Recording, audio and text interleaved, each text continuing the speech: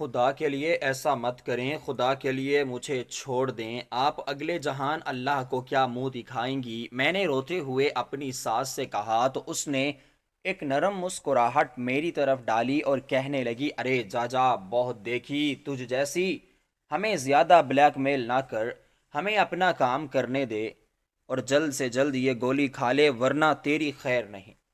میں تیرے شوہر کو بتا دوں گی کہ تو بد چلن تھی اور یہ تیرا ہونے والا بچہ کسی اور کا تھا۔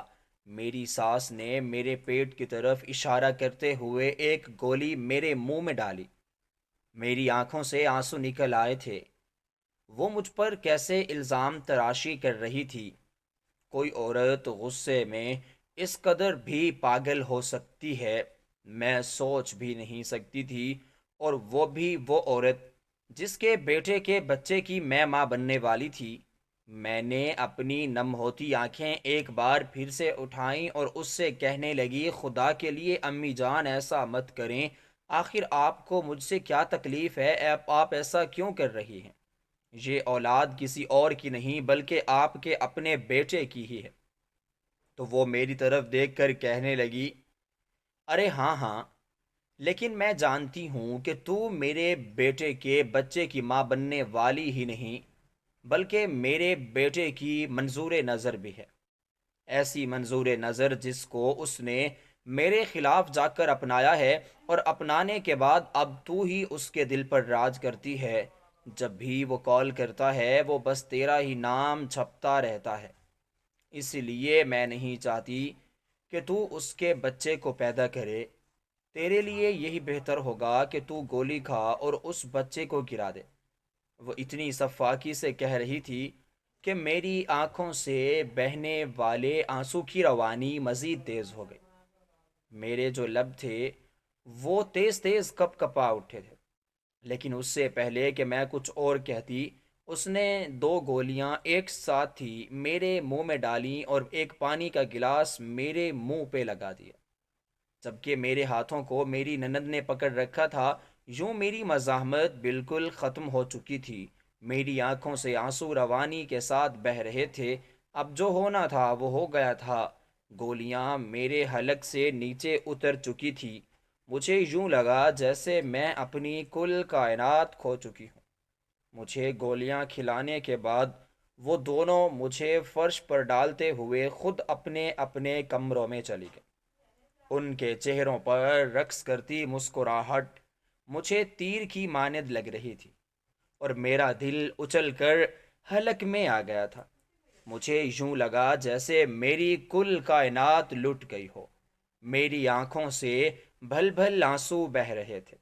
میں وہیں بیٹھی نہ جانے کتنی ہی دیر روتی رہی اور آنسو بہاتی رہی، اور پھر اٹھ کر میں بوجھل قدموں اور بوجھل کندھوں کے ساتھ اپنے کمرے میں آئی تو مجھے اپنا آپ بوجھ سا لگنے لگا۔ کافی دیر کمرے میں ادھر سے ادھر ٹہلتی رہی اور الٹیاں کرنے کی کوشش کرتی رہی کہ کہیں نکل آئے۔ وہ گولیاں لے کے ان گولیوں نے اپنا کام کرنا شروع کر دیا تھا۔ میرے پیٹ میں آہستہ آہستہ درد ہونے لگا تھا اور میری اذیت میں مزید اضافہ ہونے لگا تھا۔ یہ تو میرا اور میری محبت میرے شوہر کا پہلا بچہ تھا، لیکن کیسی صفاکی سے اس کی ماں اور بہن نے مجھے بچہ گرانے والی دوا کھلا دی تھی۔ میری آنکھوں سے بھل بھل آنسو بہتے چلے جا رہے تھے، اور پیٹ میں درد کی وجہ سے میں تو ہل بھی نہیں پا رہی تھی۔ میں وہیں آ کر بیڈ پر ڈھیسی گئی، اور نہ جانے کب میں بے ہوش ہو گئی۔ جب میری آنکھ کھلی تو میں نے خود کو ہسپتال کے کسی کمرے میں موجود پایا۔ ایک نرس میرے پاس ہی کھڑی تھی۔ اس نے مجھے ہوش میں آتا دیکھ کر مسکراتے ہوئے میری طرف دیکھا اور کہنے لگی، اب آپ کی طبیعت کیسی ہے؟ میں نے کہا، میں ٹھیک ہوں، لیکن میرا بچہ۔ تو اس نے اداس سی نظر مجھ پر ڈالی اور کہنے لگی کہ ہمیں معاف کیجیے، لیکن آپ نے جو گولیاں کھائی تھیں ان گولیوں کی وجہ سے کوئی بھی بچہ آپ کے پیٹ میں نہیں ٹھہر سکتا تھا، اسی لیے ہمیں صفائی کا آپریشن کرنا پڑا۔ یہ بات سن کر تو میرے سر پر آسمان ٹوٹ گیا۔ یہ کیسی آفت مجھ پر اچانک سے ٹوٹی تھی؟ خیر ڈاکٹر نے مجھے ڈسچارج کر دیا اور میں نے دیکھا کہ اس وقت میرے ساتھ میرے دیور کے علاوہ اور کوئی نہیں تھا۔ وہ مجھے گھر لایا تو سامنے اور قیامت میرے لیے منتظر کھڑی تھی۔ میں جو ہی گھر میں داخل ہوئی، میرے شوہر کی ویڈیو کال آئی ہوئی تھی۔ ان لوگوں نے فوراً ہی میری طرف موڑ دی۔ میں اور میرا دیور جو ابھی دروازے سے ہی اندر داخل ہو رہے تھے، ہم دونوں کی تصویر میرے شوہر کے پاس ہی چلی گئی تھی۔ میرا شوہر نہایت ہی غصے میں تھا۔ میں نہیں جانتی کہ میری ساس اور میری ننند ان سے کیا بات کی تھی، لیکن اس نے کہا کہ میری ابھی کے ابھی اس سے بات کرواؤ۔ میں نے فوراً سے موبائل لے کر اپنی طرف موڑا تو میں نے دیکھا کہ اس کی آنکھوں سے انگارے برس رہے تھے۔ موبائل کی اس طرف سے مجھے یوں لگ رہا تھا کہ آخر اس کا بس چلتا تو شاید مجھے مار ہی ڈالتے، لیکن خیر۔ وہ کہنے لگے کہ مجھے تم سے یہ امید نہیں تھی۔ میرے چلے جانے کے بعد تم میرے بھائی کے ساتھ عشق لڑانے لگی اور اسی کا بچہ اپنے پیٹ میں پال لیا تھا۔ تمہیں شرم آنی چاہیے۔ اب وہی بچہ تم گرا کر آ رہی ہو۔ تم تو میرے ساتھ رہنے کے قابل ہی نہیں ہو۔ تم تو میری محبت کے بالکل بھی قابل نہیں ہو۔ میرے شوہر نے میری کوئی بھی بات سننے سے پہلے اپنی بات کہہ سنائی اور اسی وقت اس نے مجھے سب کے سامنے کھڑے ہو کر طلاق دے دی تھی۔ میری تو ساری دنیا ہی اجڑ چکی تھی۔ میں ہونکوں کی طرح کبھی اپنے شوہر اور کبھی اپنی ننند اور اپنی ساس کی طرف دیکھتی، جن کے چہروں پر فتح کی مسکراہٹ اور جتائی ہوئی مسکراہٹ مجھے اپنے گلے کا پھندا بنتی محسوس ہوئی۔ میری آنکھوں سے آنسو بہے چلے جا رہے تھے۔ اب میرا سب کچھ کھو چکا تھا۔ نہ تو میرا میکا تھا جہاں میں جاتی اور سر چھپاتی، نہ ہی میرے پاس کوئی اور وسیلہ تھا۔ میرا دیور کھڑا یہ سب دیکھ رہا تھا، لیکن اس کی بات پر کسی نے یقین نہ کیا۔ البتہ میرے شوہر نے اس سے بھی ناطہ ختم کر لیا۔ وہ چاہ کر بھی میری مدد نہیں کر سکتا تھا اور نہ ہی میں اب اس کی مدد لینا چاہتی تھی۔ میں اسی وقت گھر سے نکلی اور سڑک پر چلنے لگی۔ میرے لیے اب اس گھر کا ایک نوالا اور ایک لمحہ بھی حرام تھا۔ مجھے اب اس گھر میں ایک منٹ بھی نہیں ٹکنا تھا۔ میری غیرت یہ گوارا نہیں کرتی تھی۔ چنانچہ میں نے ان لوگوں کو وہیں ان کے حال پہ چھوڑا اور آنسو بہاتے ہوئے باہر نکل پڑی۔ کافی دیر چلنے کے بعد میں اپنی دوست کے گھر کی طرف آ گئی تھی۔ میں نے اپنی دوست سے مشورہ مانگا اور اس سے کہا کہ مجھے کوئی اچھا سا کام دلوا دو۔ اس نے مجھے اس گھر کا پتہ دیا جس گھر میں اس کی ماں کام کرتی تھی۔ میں اس کام کے لیے مان بھی گئی تھی اور میں اس کی ماں کے ساتھ دوسرے ہی روز اس کام کے لیے گئی، لیکن وہاں پر بات نہ بنی۔ اس کی ماں نے ایک کے بعد ایک مجھے 3 گھروں میں لے جا کر بات کرنا چاہی، لیکن کہیں پر بھی کسی نے مجھے کام کرنے کے لیے نہ رکھا۔ چنانچہ میں اب ہر جگہ سے بے مراد ہو کر واپس لوٹی تھی۔ میری دوست کے ہاں بھی مجھے رہنے کی اجازت نہ ملی، کیونکہ اس کے ماں باپ نے پہلے ہی کہہ دیا تھا کہ وہ اتنے بچوں کے درمیان ایک اور طلاق یافتہ لڑکی کا اضافہ نہیں کرنا چاہتے۔ پہلے ہی ان کا گھر بہت چھوٹا ہے اور ان کی اولاد بھی اتنی زیادہ ہے، اور یہ عذر مجھے قابل قبول لگا اور میں خاموشی سے ان کے گھر سے چلی آئی۔ اب مجھے اپنی پناہ جو ہے وہ خود ہی تلاشنی تھی، خود ہی ڈھونڈنی تھی۔ میں اسی شہر کے بالکل قریب ہی بنی ایک کچی بستی کی طرف روانہ ہوئی۔ میں نے دیکھا وہاں پر کچھ لوگ اپنی جھگیاں بنا کر رہ رہے تھے۔ مجھے بھی یہی خیال آیا۔ آخر کار ساتھ والے لوگوں کی دیکھا دیکھی میں نے یہیں پر اپنی جھگی بنا لی اور یہیں پر ہی رہنے لگی۔ میں نے یہیں پر ہی اپنا مسکن بنا لیا۔ اس روز تو مجھے آتے آتے شام ہوئی، چنانچہ میں نے اپنے لیے ایک تمبو لیا اور جھگی بنائی اور اس میں رہنے لگی۔ میں نے رات اسی میں کاٹی اور میں نے سوچا کہ کل کا سورج چڑھتے ہی میں اپنے لیے کوئی کام دھندا ڈھونڈ لوں گی۔ ابھی دوسری صبح ہی ہوئی تھی کہ جب میں باہر نکلی تو میں نے دیکھا کہ میری جھونپڑی کے سامنے ہی لوگوں کا ایک ہجوم تھا۔ اس ہجوم کو دیکھ کر میرے پیروں تلے سے زمین نکل گئی۔ میں خیر خیریت جاننے کے لیے آگے بڑھی، اور جو ہی میں آگے بڑھی میرے تو پیروں تلے سے زمین ہی نکل گئی۔ مجھے تو یقین ہی نہ آیا۔ میں اپنے والدین کی اکلوتی اولاد تھی، لیکن یہ قسمت کی بات تھی کہ میرے والدین مجھے 5 سال کی عمر میں ہی اکیلا چھوڑ کر اس تار فانی سے رخصت ہو گئے تھے۔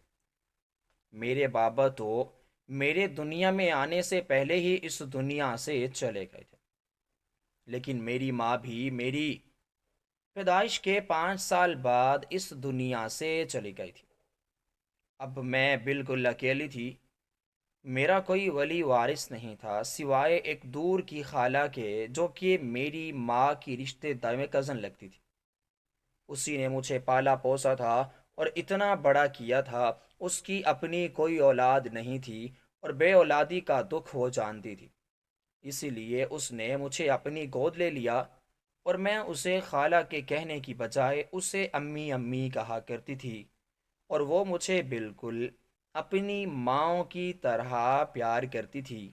لیکن عجیب بات یہ ہوئی تھی کہ اس کے سسرال والے بہت ہی سخت تھے، اور وہ مجھے رکھنے کے لیے بالکل بھی قائل نہیں تھے۔ لیکن میری خالہ کے شوہر نے انہیں مجھے رکھنے کی اجازت دے دی۔ خالہ اپنے شوہر کے شہر پر مجھے اپنے گھر میں رکھنے کے لیے آمادہ ہو گئی، اور وہ خوشی خوشی میری پرورش کرنے لگی۔ ڈاکٹر نے کہا تھا کہ ان کی عمر بھر اب کوئی اولاد نہیں ہوگی، اور اپنی اولاد کا غم مٹانے کے لیے میرا سہارا لیا اور مجھ پر ہی اکتفا کر لیا۔ وہ مجھے بالکل ایک آنکھ کا تارا بنا کر رکھتی تھی۔ وہ صبح مجھ پر ہی آنکھ کھولتی تھی، شام کو سوتے ہوئے مجھ پر ہی آنکھ بند کرتی تھی۔ ان کے ساتھ ہی خالو بھی میرا بہت خیال رکھتے تھے۔ شاید وہ بھی اپنے دل میں اس چیز کے لیے روشن تھے کہ ان کی اولاد نہیں، اور ویسے بھی بے اولاد دوسروں کے بچوں کو دیکھ کر ہی خوش ہوا کرتے ہیں۔ چنانچہ ان لوگوں کے ہاں مجھے ہی اولاد بنا کر بھیجا گیا تھا۔ ان دونوں نے میرا بہت خیال رکھا اور بالکل اپنی اولاد کی طرح پالا۔ خالہ گھر میں رہ کر میری پرورش کرتی اور گھر کا کام سنبھالتی، جبکہ خالو کسی جگہ پر سیکیورٹی گارڈ کی نوکری کیا کرتے تھے۔ ان لوگوں کی زندگی بڑی سادہ لیکن بڑی ہی پرسکون تھی، اور اسی پرسکون ماحول میں ہی میں نے پرورش پائی۔ خالہ جان بہت اچھی تھی۔ میری پرورش انہوں نے بالکل اس طرح کی کہ میرے لیے دل میں دنیا کا نیا خیال ڈال دیا تھا۔ اس دنیا کے سبھی انسانوں میں بڑی حساس تھی، کسی کو بھی میں تکلیف اور اذیت میں نہیں دیکھ سکتی تھی۔ اور مزے کی بات یہ تھی کہ میں ضرورت مندوں کی مدد بھی کیا کرتی تھی، اور یہ جذبہ بھی میرے اندر خالہ نے ہی ڈالا تھا۔ جس طرح خالہ مجھ پر اپنی جان وارتی تھی، اسی طرح میں بھی ان سے بہت پیار کرتی تھی۔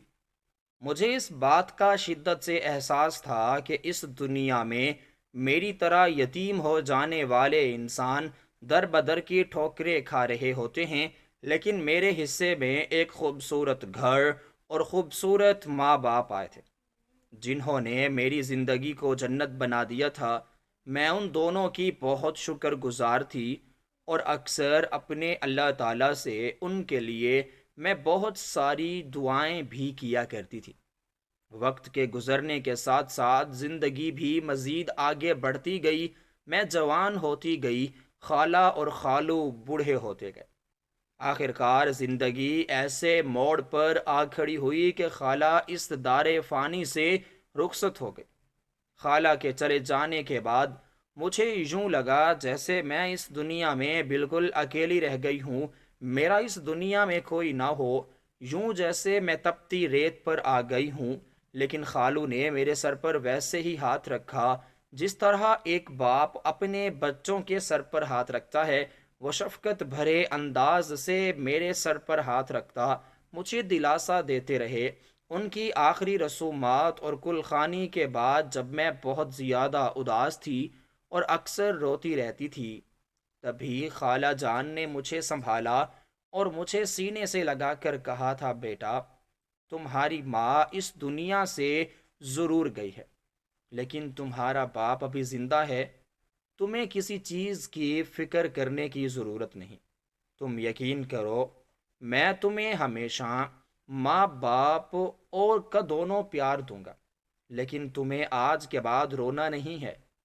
تمہارے جو آنسو ہے وہ میرے دل پر گرتے ہیں۔ پالنے والا بھی ایک باپ ہوتا ہے۔ مجھے امی کہا کرتی تھی کہ تم جانتی ہو میں نے تمہیں پیدا نہیں کیا، لیکن میں نے تمہیں پالا ضرور ہے، اور پیدا کرنے والوں کو اتنی تکلیف نہیں ہوتی جتنی پالنے والوں کو تکلیف ہوتی ہے، اور تمہیں جہاں بھی تکلیف پہنچتی ہے اس کا درد مجھے ہوتا ہے۔ وہ اکثر مجھ سے یہ بات کہتی تھی، اور آج خالو نے بھی مجھے یہی بات کہہ دی تھی۔ میں نے ان کا ہاتھ تھام کر اس پر بوسہ دیا اور کہنے لگی، ابو جان، میں جانتی ہوں اور میں نے کبھی بھی آپ کو اپنا سوتیلا نہیں سمجھا۔ آپ یقین جانیں، اگر میرا حقیقی باپ بھی زندہ ہوتا تو وہ مجھے آپ کی طرح پیار نہ کرتا جس طرح آپ مجھے پیار کر رہے ہیں۔ زندگی کی تلخیوں نے جتنا مجھے گرا دیا تھا، اس میں اگر آپ میرے ساتھ نہ ہوتے تو شاید میں تو کب کی مار مٹ چکی ہوتی۔ میں نے روتے ہوئے کہا تو انہوں نے میرا سر اپنے سینے سے لگا لیا۔ خیر، اس کے بعد میری کفالت کا ذمہ صرف میرے رضائی باپ پر ہی آ گیا تھا۔ انہوں نے حقیقی باپ کی طرح میری پرورش کی، اور پھر جب میری شادی کی عمر ہوئی تو انہوں نے میرے لیے رشتہ ڈھونڈنا شروع کر دیا۔ لیکن میرا تو جو دل تھا یہ بالکل ان سے دور جانے کو نہ چاہتا تھا۔ میں بار بار ان سے کہتی تھی، بابا مجھے شادی نہیں کرنی، مجھے بس آپ کے ساتھ رہنا ہے اور آپ کی خدمت کرنی ہے۔ لیکن وہ میرے سر پر ہاتھ رکھ کر بولتے کہ بیٹا، بیٹیاں چاہے جتنی بھی بڑی ہو جائیں، جتنی بھی سمجھدار ہو جائیں، ان کے لیے وہ اپنے باپ کے لیے ہمیشہ بچی رہتی ہیں، اور تمہیں پتہ ہے کہ بیٹیوں کے ہاتھ پیلے کرنے پڑتے ہیں۔ مجھ میں بھی ایک دل ہے، اور یہ دل ایک باپ کا ہے، اور باپ کبھی بھی اپنے کلیجے کا ٹکڑا کاٹ کر کسی کو نہیں دیتا۔ لیکن جب اللہ کے پیغمبروں اور ولیوں پیغمبروں نے ہی اپنے سینے سے اپنا کلیجہ، اپنی بیٹیاں بیاہ کر کسی اور کو دی ہیں، تو پھر بھلا مجھ جیسے عام انسان کی کیا اوقات؟ میں تو ان کا امتی ہوں، مجھے بھی یہ فرض ادا کرنا ہے۔ تم میرا فرض ہو بیٹا، یہ بوجھ کی بات نہیں ہوتی۔ تم کبھی مت سمجھنا کہ تم مجھ پر بوجھ ہو۔ تم مجھ پر کبھی بھی بوجھ نہیں رہو گی۔ اگر بوجھ سمجھو تو تم ایسا بوجھ ہو کہ جس بوجھ کو میں اٹھا کر ساری زندگی چلنا چاہتا ہوں۔ لیکن ایک باپ کبھی بھی اپنی بیٹی کو اپنے ساتھ نہیں رکھ سکتا۔ اسے بیٹی کی شادی کر کے ایک دن اسے خود سے دور کرنا ہی پڑتا ہے، اور اب یہ وقت آ گیا ہے تو میں بھی یہ فرض ادا کروں گا۔ تو بیٹا، یہاں پر تو میں نے تمہارے بہت لاڈ اٹھائے ہیں، لیکن وہاں پر تمہارے لاڈ اٹھانے والا کوئی نہیں ہوگا۔ اس لیے خود کو مضبوط کرنا سیکھو۔ میں تمہارے ہوتے نہیں دیکھ سکتا۔ وہ مجھے اس طرح سے بات کرتے تو میرے دل کو سکون پہنچ جاتا، اور ان کی خوشی کے لیے میں مسکرا دیتی۔ لیکن انہیں چھوڑنے کا دل بالکل بھی نہیں کرتا تھا۔ وہ چاہتے تھے کہ جلد سے جلد میری شادی ہو جائے، کیونکہ اب وہ خود بھی بیمار سے رہنے لگے تھے، اور اب نوکری کرنا بھی وہ چھوڑ چکے تھے۔ بس وہ چاہتے تھے کہ جلد سے جلد میرے ہاتھ پیلے کر کے اس فرض سے وہ سبق دوش ہو جائیں۔ چنانچہ ایک دن ہمارے گھر پھپھو آ گئی اور کہنے لگی کہ بھائی، اب ثانیہ کی عمر نکلی جا رہی ہے، اب اس کی عمر اتنی ہو گئی ہے کہ اس کی شادی کر دی جائے۔ ابھی تک اسے آپ نے اپنے گھٹنے سے لگا کر بٹھایا ہوا ہے، ویسے بھی یہ آپ کا اپنا خون تھوڑی ہے۔ لیکن بابا کو یہ بات بری لگی اور وہ کہنے لگے کہ تم نہیں جانتی میں نے اسے پالا ہے، یہ مجھے اپنے سگے خون سے زیادہ عزیز ہے۔ میں تم سے تو منہ موڑ سکتا ہوں، لیکن میں اس سے منہ کبھی نہیں موڑ سکتا۔ اور رہی بات اس کی شادی کی، تو میں اس کا باپ ہوں اور مجھے اس کی بے حد فکر ہے۔ میں اس کے لیے کوئی لڑکا ڈھونڈ رہا ہوں، جیسے ہی اس کے شایان شان مجھے کوئی رشتہ ملتا ہے تو میں اس کی شادی کر دوں گا۔ بابا نے یہ بات کہی تو پھپھو کچھ دیر خاموش رہی اور پھر کہنے لگی کہ میری نظر میں ایک رشتہ ہے، مظہر کے دوست کا بیٹا ہے، اچھا کماتا ہے، کھاتا پیتا ہے، بس گھر میں بھی کوئی نہیں ہے، صرف ماں باپ ہیں۔ ایک لڑکا ہے اور لڑکے کی ایک بہن ہے جو جلد ہی رخصت ہو جائے گی، اور اس کے علاوہ اور کیا چاہیے؟ آپ بھی تو کوئی ایسا ہی رشتہ ڈھونڈنا چاہتے ہیں نا؟ بابا نے یہ بات سنی تو بابا کہنے لگے کہ اگر ایسا رشتہ ہے تو پھر انہیں تم گھر لے آؤ، میں دیکھنا چاہتا ہوں کہ لڑکا کیسا ہے، اگر مجھے اچھا لگا تو رشتہ کر بھی دیں گے۔ بابا کی یہ بات سن کر میں اندر ہی اندر شرما گئی، ویسے بھی ان باتوں میں پڑنا میرے لیے بہت ہی مشکل تھا۔ خیر میں کچن کی طرف چلی گئی تھی، اور پھر اس کے بعد تیسرے روز ہی ہمارے گھر پر کچھ مہمان آ گئے تھے۔ مہمانوں کے آنے سے پہلے بابا نے مجھ سے کہا کہ تم اچھے سے تیار ہو جانا اور چائے وغیرہ کا انتظام کر لینا، کیونکہ آج تمہیں دیکھنے والے لڑکے والے آ رہے ہیں، تمہیں ان کے سامنے آنا ہے اور بس کچھ بھی نہیں کرنا۔ تم پریشان مت ہونا، سب کچھ ٹھیک ہو جائے گا۔ اگر تمہاری ماں ہوتی تو شاید وہ تم سے یہ باتیں کرتی، لیکن یہاں پر میں ہی تمہاری ماں ہوں اور میں ہی تمہارا باپ ہوں، اس لیے تمہیں شرمانے اور لجانے کی ضرورت نہیں ہے۔ جو بھی بات ہو، کوئی بھی کنفیوژن ہو، تم مجھے بتا سکتی ہو۔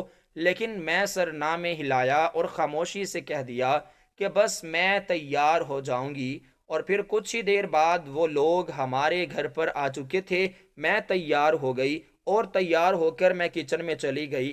کچن میں چائے وغیرہ بنانے کے بعد میں فارغ ہوئی تو بابا نے مجھے اپنے پاس بلایا۔ وہ لوگ مجھے دیکھنے آئے تھے۔ پہلی نظر میں دیکھ کر ہی ان لوگوں نے کہا کہ ہمیں آپ لوگوں کی بیٹی بہت پسند آ گئی ہے اور ہم جلد سے جلد رشتہ کرنا چاہتے ہیں۔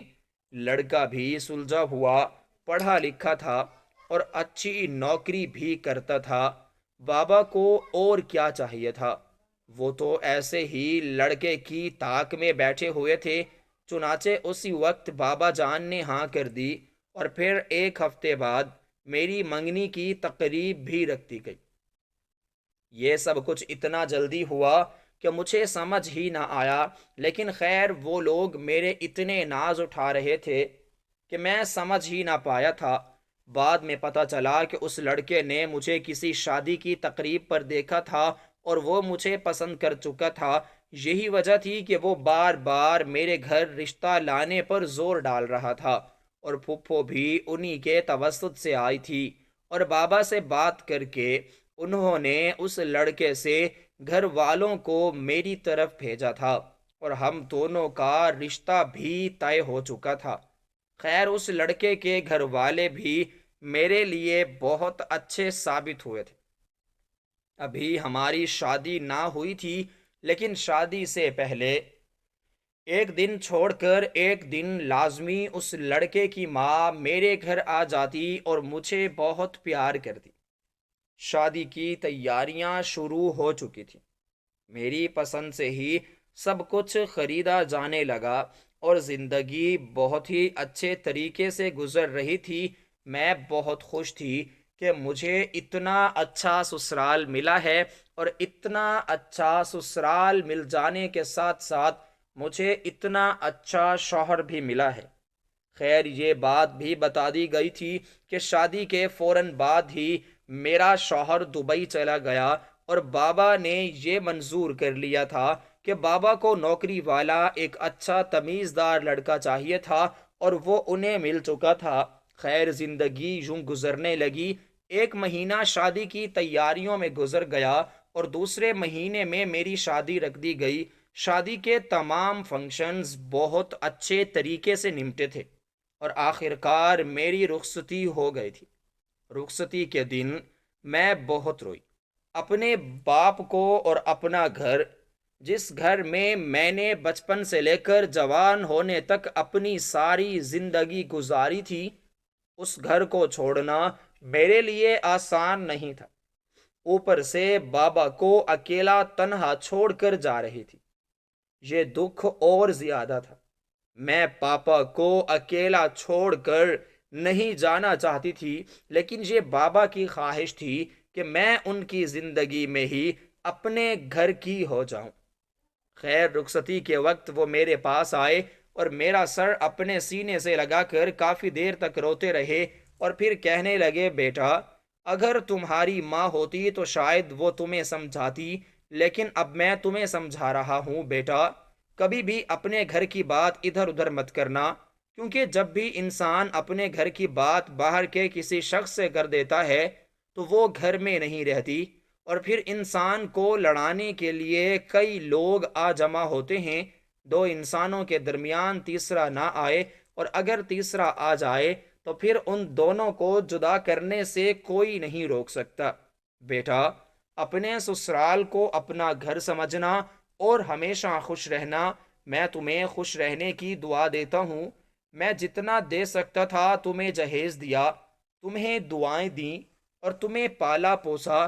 اپنی استطاعت کے مطابق میں نے تمہارے لیے سب کچھ کیا، لیکن اگر پھر بھی مجھ سے کوئی کمی بیشی رہ گئی ہو تو مجھے معاف کرنا۔ اگر میں نے تمہارا حق تمہیں عطا نہ کیا ہو تو مجھے معاف کرنا۔ بابا کی یہ باتیں سن کر مجھے عجیب لگا۔ میں نے بابا کے سینے سے لگ کر کہا، بابا آپ ایسی باتیں مت کریں، اگر آپ کی جگہ کوئی اور ہوتا تو شاید آج میں اس دنیا میں نہ ہوتی۔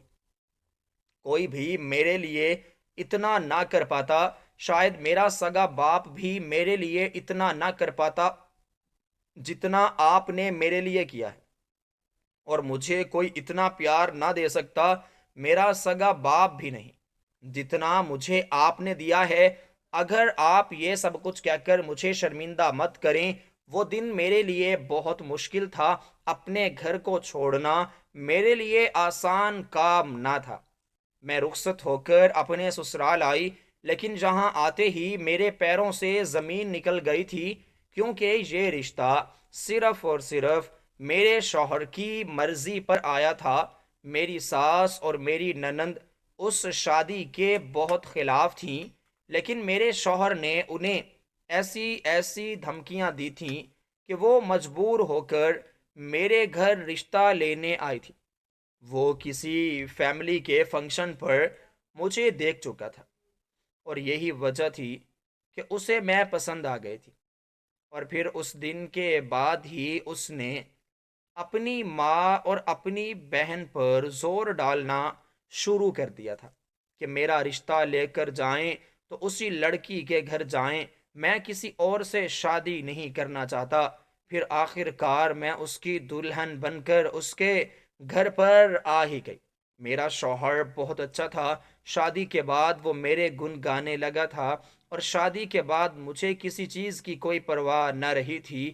اگر میری ساس اور میری ننند میرا دل دکھا بھی دیتی تھی تو اس سے کہیں زیادہ میرے زخموں پر مرہم ڈالنے والا میرا شوہر میرے پاس موجود تھا۔ میں اسی کے سہارے پر اس گھر میں رہتی تھی۔ شادی کو 2 مہینے گزرے تھے کہ میرے بابا جان اس دنیا سے چلے گئے تھے۔ یہ میرے لیے بہت تکلیف دہ تھا۔ میں اپنے بابا کو نہیں کھونا چاہتی تھی، انہی کے سہارے پر ہی میں زندہ رہ رہی تھی، لیکن اب وہ مجھے چھوڑ کر چلے گئے تھے۔ میری آنکھوں سے آنسو روانی کے ساتھ بہہ رہے تھے۔ مجھے سمجھ نہیں آ رہا تھا کہ میں کیا کروں، لیکن اس وقت بھی میرا ساتھ میرے شوہر نے دیا تھا۔ مجھے اس وقت یہ سمجھ آ چکی تھی کہ بابا میری شادی کی جلدی مچا رہے تھے۔ انہیں پتہ تھا کہ وہ کچھ ہی عرصے کے مہمان ہیں۔ خیر، میرے لیے یہ کٹھن وقت تھا۔ میں نے اپنے شوہر کے ساتھ گزارا اور میں جلد ہی ایک بار پھر سے اپنی زندگی میں آ گئی تھی۔ جو ہمارا گھر تھا وہ میرے بابا کے بہن بھائیوں نے ایک دوسرے کے ساتھ تقسیم کر لیا تھا۔ ان کے بقول میں ان کی سگی اولاد نہیں تھی، اس لیے ان کی جائیداد اور ان کے گھر پر میرا کوئی حق نہیں تھا۔ خاموشی سے مجھے ساری چیزوں سے بے دخل کر دیا گیا تھا، لیکن ان کے پیار سے مجھے کون بے دخل کر سکتا تھا؟ کیونکہ انہوں نے مجھ سے کہا تھا کہ ان کے چلے جانے کے باوجود بھی ان کا پیار اور ان کی دعائیں میرے ساتھ ہی رہیں گی، اور ویسا ہی ہوا تھا۔ ہر جگہ پر بابا میری حفاظت کرتے آئے تھے۔ ان کی دعائیں میرے حصار میں رہی تھیں، اور یوں میری زندگی کی ڈور آگے چلنے لگی تھی۔ مجھے ابھی بیاہے ہوئے 3 مہینے ہی ہوئے تھے کہ میرے شوہر نے یہ بات واضح کر دی تھی کہ اب وہ دبئی جائیں گے۔ ان کے دبئی جانے کا وقت ہو چکا ہے، لیکن میں ان کو کسی بھی قیمت پر دبئی نہیں بھیجنا چاہتی تھی، کیونکہ پاکستان میں میرا واحد سہارا، میری زندگی کا واحد سہارا صرف وہی تھے۔ میں ان کو روکنا چاہتی تھی، لیکن وہ نہیں رک سکتے تھے۔ ان کی نوکری کا مسئلہ تھا۔ اگر میں انہیں روک لیتی اور وہ رک جاتے تو شاید نوکری ان کے ہاتھ سے چلی جاتی، اور میں ایسا بالکل بھی نہیں چاہتی تھی۔ خیر، اللہ اللہ کر کے وہ دن بھی آ پہنچا جس روز میرے شوہر کو دبئی کی فلائٹ کے لیے نکلنا تھا۔ میری ساس اور میری ننند نے جھوٹی مسکراہٹ اپنے چہروں پر سجائی اور اس سے کہا کہ ہم تمہاری بیوی کا خیال رکھیں گے، تم جاؤ یہاں سے اور اپنا خیال رکھنا، فکر مت کرنا، یہ تمہاری بیوی کا بہت اچھے سے خیال رکھ لیں گے۔ لیکن میں جانتی تھی انہوں نے یہاں آنے کے بعد میرے ساتھ کچھ اچھا سلوک نہ رکھا تھا۔ اب وہ آگے میرا خوب خیال رکھیں۔ میری زندگی گزرنے لگی، اور اپنے شوہر کے چلے جانے کے بعد میری ساس اور میرا گند مجھ پر طرح طرح کے ظلم ڈھانے لگی تھی۔ گھر میں کام کرنے والی کو چھٹی دے دی گئی تھی، اور اب گھر کے تمام کام میرے ذمے آ گئے تھے۔ گھر کے کاموں سے میں گھبرانے والی نہیں تھی، اسی لیے میں نے خوشی خوشی سے یہ ساری ذمہ داری اپنے سر پر قبول کر لی۔ میرے بابا جان مجھے اکثر کہا کرتے تھے کہ کام اپنا کرم ہے، جس کے سر پر کام ہو اس کے سر پر کرم ہی رہتا ہے، اور اللہ تعالیٰ تو کرم کرنے والی انسان کو ہی کام دیا کرتے ہیں۔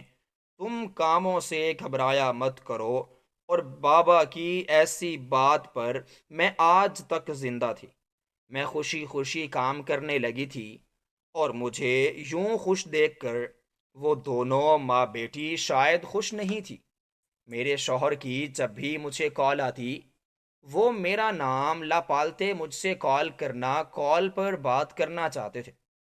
کافی دن یوں ہی گزرے، پھر اس طرح اس کو یہ بھی کھٹکنے لگا تھا کہ اب وہ جو ان کی تنخواہ آتی تھی اس میں سے آدھا حصہ میرا ہوتا اور آدھا میری ساس کے ہاتھ پر چلا جاتا۔ میری ساس کے لیے یہ قابل قبول نہ تھا، چنانچہ اس نے میرے شوہر کو یہ بات کہنا شروع کر دیا تھا کہ میں ان کے چلے جانے کے بعد غیر مردوں سے ملتی رہتی ہوں، انہی کے ساتھ ہی اٹھتی بیٹھتی ہوں۔ لیکن مجھے تو اس چیز کے بارے میں کوئی علم نہیں تھا۔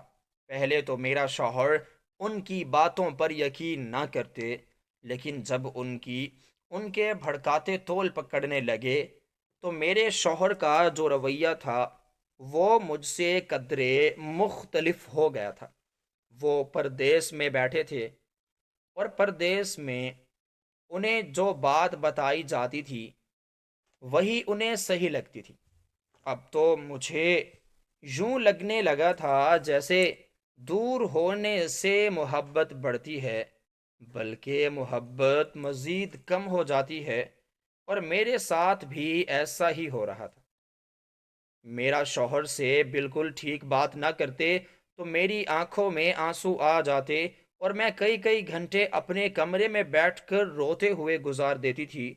میری زندگی میں اب صرف وہی انسان تو تھا کہ جس کے لیے میں یہاں پر بیاہ کر آئی تھی، لیکن اس نے میرے ساتھ کیا کیا تھا، اس کا رویہ اب میرے ساتھ مختلف ہو چکا تھا، اور میں اس کے گھر میں یہاں اس کی ماں اور بہن کی خدمت کرتی چلی آ رہی تھی۔ اسے یہ بھی دکھائی نہیں دے رہا، اس گھر میں میرا اور ایک دیور بھی تھا جو اپنی پڑھائی کی چھٹیاں گزارنے کے لیے یہاں پر آیا ہوا تھا۔ میرے شوہر کے جاتے ہی وہ یہاں پر آ گیا تھا، لیکن اس کا میرے ساتھ رویہ بہت ہی اچھا تھا۔ وہ بالکل اپنے بھائی کی طرح تھا، اور مجھے بھابھی بھابھی کہتا تھا۔ اسے جو بھی کام ہوتا تھا وہ میرے پاس ہی آتا تھا، اور کوئی بھی کام ہوتا تو وہ کر دیتا۔ لیکن میری ساس کو اب ایک نیا بہانہ مل چکا تھا۔ اس نے میری کوئی تصاویر اور ویڈیوز بنا کر میرے دیور کے ساتھ میرے شوہر کو سینڈ کر دی تھی، اور اس بات پر میرے شوہر سے میری کافی لڑائی ہو چکی تھی، اور میرا دیور بھی اس بات پر کئی مرتبہ میرے شوہر کو صفائیاں دے چکا تھا۔ لیکن جو چیز اس نے دیکھ لی تھی، اب وہ چیز اس کے دماغ میں شک مبتلا کر چکی تھی، اور اس شک کی بنا پر وہ مجھ سے لڑا کرتا تھا، اور ایک ایک مہینہ مجھ سے بات تک نہ کرتا تھا۔ ان کے چلے جانے کے بعد ابھی دوسرا مہینہ ہی شروع ہوا تھا کہ میری طبیعت خراب رہنے لگی، اور جو ہی مجھے ڈاکٹر کے پاس لے جایا گیا، ڈاکٹر نے مجھے خوشخبری سنا دی۔ اس کا کہنا تھا کہ میں ماں بننے والی ہوں۔ یہ خوشخبری میرے لیے بہت ہی خوشی کا باعث تھی۔ میں نے فوراً سے آ کر اپنے شوہر کو ساری بات سنائی۔ میرے شوہر کے دل میں پہلے ہی غلط خیالاتوں نے جنم لے رکھا تھا، کیونکہ میری ساس نے اسے ایسے ایسے طریقے سے میرے خلاف کیا تھا کہ اب اس کا دماغ صرف وہی باتیں سوچتا تھا جو اس کی ماں اسے سوچنے کے لیے مجبور کرتی تھی۔ خیر، میرے شوہر نے مجھ سے کہا کہ یہ میرا بچہ نہیں ہو سکتا۔ اگر میرا بچہ ہوتا تو میرے جانے کے فوراً بعد ہی تو مجھے یہ خوشخبری بھیجی جاتی۔ یہ کسی اور کا بچہ ہے۔ ویڈیو کال پر میری اس طریقے سے بات کی تو مجھے یقین نہیں آ رہا تھا۔ میں نے روتے ہوئے کال کٹ کی، اور کافی دیر اپنے کمرے میں بیٹھی روتی رہی۔ مجھے یوں ہوتا دیکھ کر میرے دیور نے میرے پاس آ کر میری طبیعت پوچھنا چاہی، تو میں نے اسے جھڑک دیا، اور وہ میرے کمرے سے خاموشی سے باہر نکل گیا۔ قصور تو اس کا بھی نہیں تھا، یہ سارے کا سارا قصور میری نندوں اور میری ساس کا تھا۔ میں تو ہر جگہ سے ہی جھوٹی ہو کر رہ گئی تھی۔ شوہر بات سننے کو تیار بالکل نہیں تھا، لیکن پھر میں خاموش رہی۔ ایک مہینہ گزرا ہی تھا، ان لوگوں نے مجھ سے ایسے ایسے کام کروائے تھے کہ میرا بچہ ضائع ہو جائے، لیکن ایسا نہیں ہوا۔ اب مجھے چوتھا ماہ شروع ہو چکا تھا، اور میری ساس کے لیے یہ بات کھٹکنے کا باعث تھی۔ اس نے فوراً سے ہی اپنے بیٹے کو کال کی اور کہنے لگی کہ تیرا بیٹا نہیں ہے، بلکہ یہ تمہارے بھائی کا بچہ ہے، اس کے ساتھ تیری بیوی کا ناجائز تعلقات ہے۔ مجھے اس بارے میں کوئی علم نہیں تھا۔ ساس ننند نے مجھے زبردستی بچہ گرانے والی دوائی کھلائی تھی، اور پھر اس کے بعد مجھے کچھ نہیں معلوم۔ جب میں ہوش میں آئی تو میرا دیور میرے ساتھ تھا، اور میں ہاسپٹل میں تھی۔ جب ہوش میں آئی میں، تو وہ مجھے اپنے گھر لے آیا، اور گھر آتے ساتھ ہی عورت نے طوفان کھڑا کر رکھا تھا۔ میرے شوہر کو فون پر ورغلا کر مجھے طلاق دلوا کر ان ماں بیٹیوں کو سکون ملا۔ ان دونوں نے میری زندگی جہنم بنا دی۔ شوہر تو ویسے ہی مجھے طلاق دے چکا تھا، اب مجھے ان تینوں سے بھی کوئی لینا دی نہیں تھا۔ میں ان کو ایک نظر دیکھتی ہوئی ٹھنڈی آہیں بھرتی ہوئی وہاں سے نکل چکی تھی، مجبوراً ایک جھگی میں رہوسا اختیار کرنے لگی۔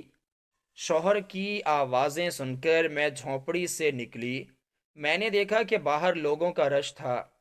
میں اس صورتحال کو جانچنے کے لیے آگے بڑھی، لیکن جو ہی میں نے آگے بڑھ کر دیکھا، میرے تو پیروں تلے سے زمین ہی نکل گئی، کیونکہ منظر ہی ایسا تھا جو چکا دینے والا تھا۔ میں نے جو ہی دیکھا، سامنے ہی بستی کے لوگوں کے سامنے گھٹنے ٹیکے میرا شوہر بیٹھا تھا۔ میری بیوی اگر یہاں آئی ہے تو خدا کے لیے مجھے اس سے ملوا دو، میرے کندھوں پر بہت بوجھ ہے۔ میں حیرت کے ساتھ آگے بڑھی تو اس کی نظر ایک دم سے مجھ پر پڑی۔ وہ بھاگتا دوڑتا میرے پاس آیا اور آ کر وہ فوراً میرے قدموں میں گر گیا۔ لوگ ہکا بکا کھڑے یہ سب کچھ دیکھ رہے تھے۔ اس نے میرے قدموں میں ہاتھ رکھ کر مجھ سے بار بار معافی مانگنے لگا اور مجھ سے کہنے لگا کہ خدا کے لیے مجھے معاف کر دو۔ میں نے اپنی ماں اور بہن کی باتوں میں آ کر مجھے ایسا نہیں کرنا چاہیے تھا جو میں نے تمہارے ساتھ کر دیا۔ جب میں نے یہ بات سنی کہ تم نے مجھ سے بے وفائی کی ہے اور تمہارے پیٹ میں بھائی کا بچہ ہے اور تم نے وہ گروا دیا ہے، اور پھر میں نے تمہیں اس کے بعد طلاق دے دی، تو مجھے ایک پل کے لیے بھی چین نہ آیا، تو یہاں آ کر سارا واقعہ جاننا چاہتا تھا۔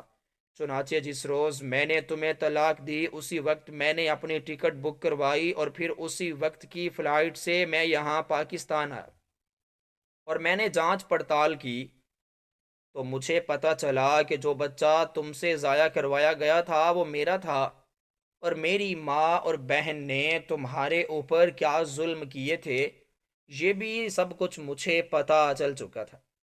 میرے بھائی نے مجھے تمام تر حقیقت بتلا دی تھی، لیکن اب کچھ نہیں ہو سکتا کیونکہ میں تمہیں طلاق دے چکا ہوں۔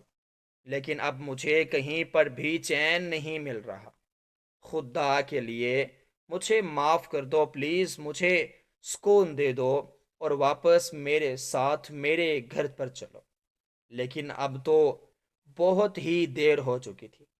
میں نے اسے اپنے پیروں میں گرا ہوا دیکھا اور ایک قدم پیچھے کو ہٹ گئی اور کہنے لگی، اب سے میرا کوئی رشتہ کوئی تعلق نہیں بچا، آپ مجھے طلاق دے چکے ہیں، اب ہم دونوں ایک دوسرے کے لیے غیر محرم ہو چکے ہیں۔ آپ کو پتہ ہے آپ کی وجہ سے میں بے گھر ہو گئی اور میں عدت بھی پوری نہ کر پائی۔ آپ جانتے ہیں اولاد کو کھونے کا دکھ کیا ہوتا ہے، اور سب سے بڑی بات اب یہ تو بالکل ہی نہیں سمجھ سکتے کہ ایک پاک دامن عورت پر جب الزام لگایا جاتا ہے تو اس پر کیا بیتتی ہے۔ اس دکھ کو آپ سمجھنے سے بالکل قاصر ہے، اور میں ایسے انسان کے ساتھ اب دوبارہ کبھی بھی اپنی زندگی نہیں گزارنا چاہوں گی جو کہ کسی کے بھی کہنے پر مجھے چھوڑ سکتا ہو اور کسی بھی کہنے پر مجھ پر شک کر سکتا ہو۔ اسی لیے مجھے معاف کر دیجئے۔ میں اب جیسے بھی زندگی گزاروں گی اکیلے اور تنے تنہا ہی گزاروں گی، اور آپ جیسے انسان کے ساتھ تو کبھی بھی نہیں گزاروں گی۔ یہ کہہ کر میں پیچھے ہی مڑی تھی کہ کسی نے میرے ہاتھ کو پکڑ لیا۔ میں نے جب مڑ کر دیکھا تو اور کوئی نہیں بلکہ میرا دیور ہی تھا۔ اس نے میرا ہاتھ پکڑا اور مجھ سے کہنے لگا کہ میں ان سے بہت مختلف ہوں، اور میں نہیں چاہتا کہ آپ اس طریقے سے یوں لوگوں کے درمیان جھگیوں میں رہیں۔ میرا بھی اپنا بزنس ہے اور میں نے اپنا الگ گھر لے لیا ہے۔ میں دوبارہ کبھی بھی ان لوگوں کے ساتھ نہیں رہوں گا۔ ان لوگوں نے ہم دونوں کے کردار پر کیچڑ اچھالا ہے، صرف آپ کے کردار پر بھی کیچڑ نہیں اچھالا، ساتھ ہی ساتھ میرا کردار بھی مشکوک ہوا ہے۔ میرے بھائی نے میرا کردار بھی مشکوک کیا ہے اور مجھ پر شک کیا ہے، اور اب میں ایسے انسانوں کے ساتھ کبھی بھی نہیں رہنا چاہتا۔ آپ ایک پاک دامن اور ایک صاف کردار کی عورت ہیں، اور ایک طلاق یافتہ بھی ہیں۔ دوسرا، آپ کی عمر بھی اتنی نہیں ہے، میری اور آپ کی عمر بالکل سیم ہے۔ میں آپ کا ہاتھ تھامنا چاہتا ہوں، آپ کو یقین دلاتا ہوں کہ اب آپ کی زندگی میں ایسا کچھ بھی نہیں ہوگا۔ اگر آپ میرا ساتھ دینا چاہیں تو اس نے جگہ آ کر میرا ہاتھ بڑھایا تو میں نے مسکراتے ہوئے اس کے ہاتھ پر اپنا ہاتھ رکھ لیا۔ میں نہیں جانتی پیچھے بیٹھے ہوئے اس شخص نے مجھ پر کیسی نظر ڈالی تھی اور اس پر کیا گزری تھی، اب میں دیکھنا بھی نہیں چاہتی تھی۔ میں ایسے انسان کے ساتھ رہنا بھی نہیں چاہتی تھی جو کسی کے بھی کہنے پر اور کچھ بھی دیکھنے پر مجھے چھوڑ سکتا ہو یا پھر مجھے شک کی نگاہ سے دیکھ سکتا۔ میاں بیوی چاہے جتنے بھی دور ہو جائیں لیکن ان کے درمیان اعتبار کا رشتہ لازمی رہنا چاہیے، کیونکہ دونوں ایک دوسرے کے ساتھ پوری زندگی کے لیے جڑے ہوتے ہیں اور ان کا رشتہ صرف اور صرف اعتماد پر قائم و دائم ہوتا ہے۔ لیکن اگر یہی اعتماد کوئی توڑ دے تو پھر بہت تکلیف ہوتی ہے، اور اگر ہم سفر خود ہی آپ کا کردار پر کیچڑ اچھالے تو یہ بہت تکلیف دہ ہوتا ہے۔ ویسے انسان کے ساتھ رہنے کی بجائے ہمیں اس سے علیحدگی اختیار کر لینی چاہیے۔ میں نے بھی اس شخص سے مکمل طور پر اب علیحدگی اختیار کر لی تھی، اور اب میں اپنی زندگی میں اسد کے ساتھ بے حد خوش ہوں۔ اسد میرا دوسرا شوہر ہے اور میرے پہلے شوہر کا بھائی ہے، لیکن ہم اس نے کبھی بھی دوبارہ اپنے سگے رشتوں کی طرف پلٹ کر نہیں دیکھا تھا، کیونکہ جس طرح عورت کے لیے اس کا کردار سب سے اہم ہوتا ہے، اسی طرح مرد کے لیے بھی اس کا کردار سب سے اہم ہوتا ہے۔ اب میری زندگی جیسے پھولوں کی سیج بن چکی ہے اور میں اس پر خدا کا شکر ادا کرتی ہوں۔ میرے صبر کا صلہ میرے خدا نے مجھے کچھ یوں دیا تھا، اور یہ سب سے بہترین صلہ تھا۔ بے شک وہ بہترین صلہ دینے والا ہے۔ میرا پہلا شوہر ماں بہنوں کو چھوڑ کر ہمیشہ ہمیشہ کے لیے دبئی چلا گیا تھا اور ان کا خرچہ بھی بند کر دیا تھا۔ یہ سزا ان کے لیے کافی تھی۔ دونوں بیٹوں کی شکل دیکھنے کے لیے میری ساس ترس گئی تھی۔ سننے میں آیا تھا میری نندیں لوگوں کے گھروں میں کام کر کے اپنا گزر بسر کر رہی ہیں۔ جب میں نے شوہر کو یہ بات بتائی تو اس نے کہا، ماں بہنیں چاہیں جیسی بھی ہیں، لیکن ایک بیٹا ہونے کے ناطے اللہ تعالیٰ کچھ فرائض میرے ذمے ڈالے ہیں، اس لیے اب میں ان کو ماہانہ خرچ دیا کروں گا تاکہ انہیں در در نہ بھٹکنا پڑے، اور یہ سزا ان کے لیے کافی ہے۔ میں اچھی بیوی ہونے کے ناطے شوہر کو ماں کو خرچ دینے سے نہیں روک سکتی تھی۔